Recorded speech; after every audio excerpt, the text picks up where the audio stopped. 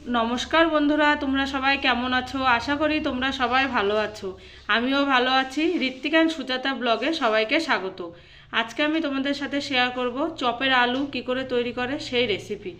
এই যে এখানে আমি বাটা মশলা নিয়েছি, জিরে আদা বাটা, পরিমাণ মতো নুন হলুদ ধনেপাতা কুচি, কাশ্মীরি লঙ্কার গুঁড়ো, সবজি মশলা, গরম মশলা, আর এখানে ভাজা বাদাম আর একটা ভাজা মশলা।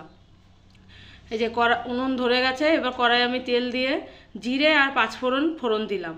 এই চপের রেসিপিটা পুরো নিরামিষ হবে। এই যে ফোড়ন আমার হয়ে গেছে, এবার আমি ওখানে বাটা মশলা, আদা জিরে শুকনো লঙ্কা বাটা আর একটু সামান্য জল দিয়েছি, আর নুন হলুদ দিয়ে মশলাটা আমি একটু কষিয়ে নেব। মশলাটা কষানো হয়ে গেছে, এবার আলুগুলোকে আমি ভেঙে নিয়েছি একটা গ্লাসের সাহায্যে। তারপর আমি ভাজা বাদামগুলো দিয়ে আলুটা দিয়ে একটু মিশিয়ে নেব।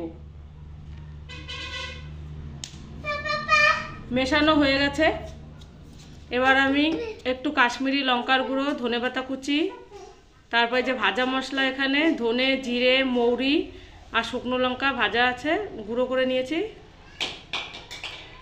তারপর আমি দিলাম সবজি মশলা, তারপর দিলাম গরম মশলা। এবার আমি ভালো করে আলুটা মিশিয়ে নেব।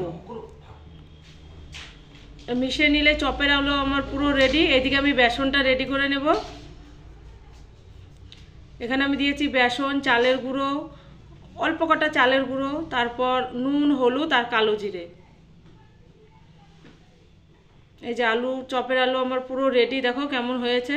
আর আমি ফোড়নে একটু আদা থেতো করে দিই, আজকে আদাটা নেই বলে দিতে পারিনি। কেমন হয়েছে চপের আলুটা তোমরা কমেন্ট করে জানিও। আর ভিডিওটি ভালো লাগলে প্লিজ সবাই সাবস্ক্রাইব করো।